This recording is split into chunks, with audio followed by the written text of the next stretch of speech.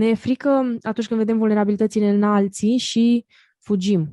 De asta ne deconectăm de ceilalți. Deci avem problema asta că eu nu știam ce să fac cu povestea al cuiva. Nu știam ce să fac cu tristețea lui, nu știam ce să fac cu supărarea, cu doliu, cu pierd. Nu știam cum o să pot eu să jonglez cu ce îmi spui.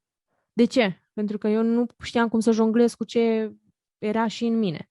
Când știu să gestionez, să jonglez cu ce am în interiorul meu, pot să fiu și pentru tine acolo, cum ai tu nevoie, nu cum am eu chef. Deci, cum ai nevoie, tu dacă vii la mine și suntem prieteni și te deschizi în fața mea, să știu să țin spațiu. Cum o să învăț eu să țin spațiu și să zic, băi, ok, să nu mă cațăr pe tine cu sfaturi, să nu spun, vai, dar cum ai putut să faci așa? Uite, eu am făcut așa, uite, hai să-ți dau eu un sfat, uite, fă ca mine. Nu, nimeni nu are nevoie de asta, dar avem nevoie de empatie.